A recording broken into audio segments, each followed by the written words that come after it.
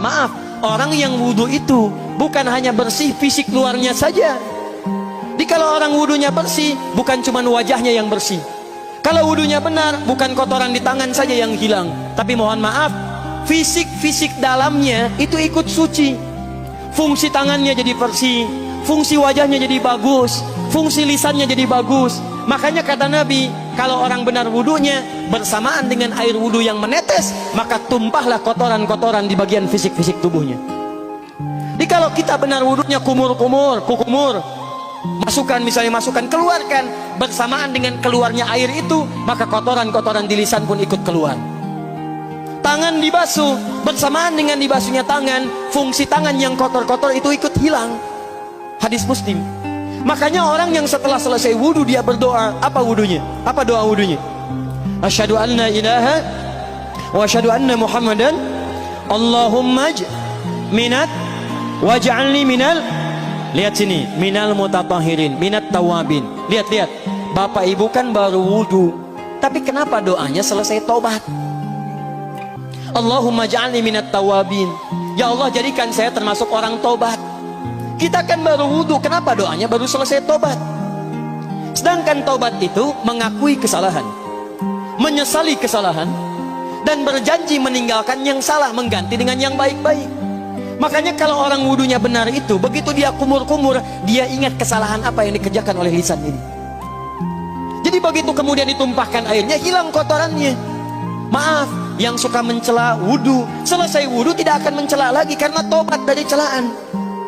Makanya kalau wudhu Anda benar, coba ingat-ingat, siapa korban dari lisan Anda yang tajam itu? Apakah ibu Anda yang pernah menangis karena lisan Anda? Apakah ayah Anda yang kecewa karena kalimat-kalimat Anda? Apakah tetangga Anda yang menjauhi Anda karena kata-kata kotor Anda? Kalau tiap hari Anda wudhu, tapi kemudian lisan Anda masih kotor juga, ada yang salah, Anda cuma menghabiskan air untuk menghilangkan kotoran di lisan. Itu tanda pertama. Tangan basuh. Makanya orang yang wudhunya benar, tangannya tidak akan berbuat yang kotor lagi sampai ke ujung kakinya. Karena itulah ibadah ini disebut dengan wudhu, seakar dengan kata dau. Kata para ulama, mereka sebagian mengatakan dau artinya cahaya, dau artinya sinar, dau artinya al-husnu, baik budi pekerti. Kalau orang benar wudhunya, bertambah sinar di tangannya, sinar di wajahnya, sinar di lisannya. Apa sinar itu? Di dunia sinar-sinar amaliyah kebaikan, sifat-sifat baik, di akhirat pancaran-pancaran kemuliaan. Satud'a ummati yaumal qiyamati ghurral muhajjalin, akan dipanggil umatku di hari kiamat dengan banyak cahaya melekat di tubuhnya.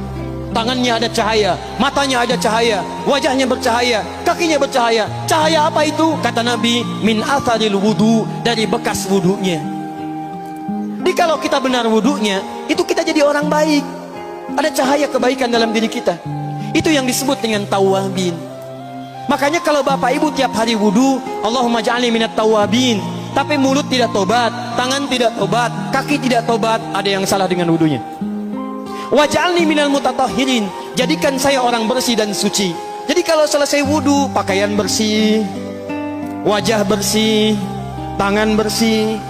Ini pakaian bersih, pakai jas, pakai dasi, tapi tangan tidak bersih, korupsi juga, mencuri juga, menipu juga, ada yang salah dalam wudunya.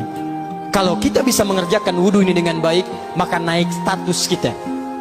Disebut sebagai, langsung oleh Al-Quran, disebut hamba yang dicintai oleh Allah Subhanahu wa ta'ala.